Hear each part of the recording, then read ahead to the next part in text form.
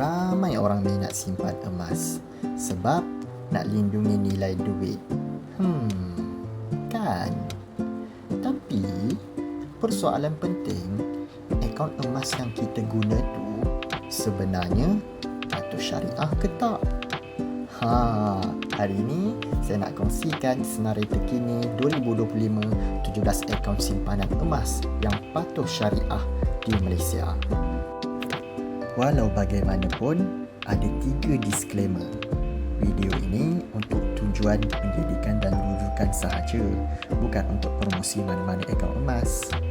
Tiada jaminan keuntungan sebab setiap pelaburan ada risiko sendiri. Jadi, buat keputusan ikut ilmu dan kemampuan kewangan masing-masing. Dan juga, senarai yang saya sediakan ni mungkin tidak lengkap. Ada kemungkinan ada akaun lain yang belum tersenarai dalam video ini. Kalau anda tengok video ni sampai habis, saya ada bonus khas untuk anda. Saya akan tunjukkan cara untuk dapatkan e-book emas ini secara percuma. Dalam e-book ini, saya kongsikan rahsia macam mana nak mula simpan emas dengan betul, elak daripada rugi dan bina kekayaan berasaskan gram, bukan angan-angan. Jadi, tonton video ni sampai habis dan rebut peluang dapatkan e-book emas percuma ni sekarang. Ingat, e-book emas percuma ni terhad kepada 100 orang je. Okey, jom kita tengok satu demi satu.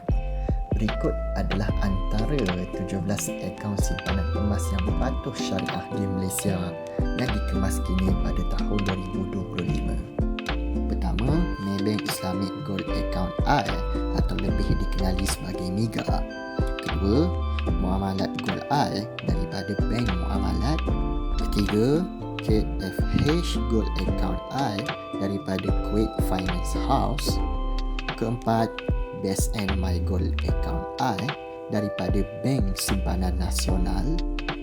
Kelima, Bank Islam Gold Account atau lebih dikenali sebagai BIGA. Keenam, Effin Emas Account I daripada Effin Islamic Bank. Ketujuh, Uncang Emas daripada KAB Gold. Kelapan, akaun Seri daripada Yapim Gold. Jap. Kalau info ni bermanfaat, jangan lupa tekan like dan subscribe supaya anda tak terlepas next video. Sebab banyak lagi info matematik kewangan yang saya nak share lepas ni. Kita teruskan dengan akaun emas patuh syariah seterusnya, iaitu yang ke-9, Gold Safe Storage daripada MIM Gold. Ke-10, GB Gold Store daripada GB Gold. Ke-11, Bursa Goldina daripada Bursa Malaysia. Ke-12, Prime Gold I daripada MBSB Bank.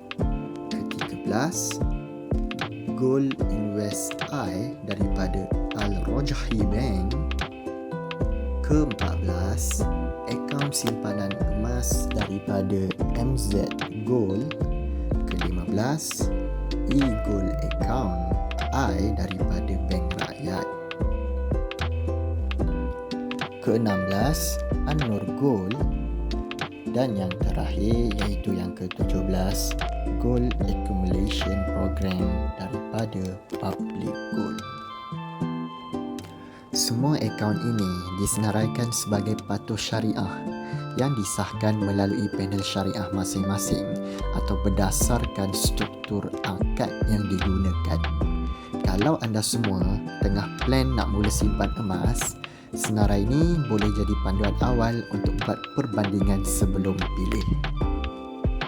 Seperti yang saya janjikan, sila klik link pertama di bawah untuk dapatkan e-book percuma seperti yang saya janjikan pada mula-mula tadi. Ingat, terhad kepada 100 orang je. Siapa cepat, dia dapat. Isikan maklumat nama dan email anda dan sila lihat email anda untuk dapatkan e-book tersebut. Tolong cek juga bahagian spam atau promotion folder. Yelah, takut-takut email saya masuk bahagian spam pula. Itu saja, terima kasih.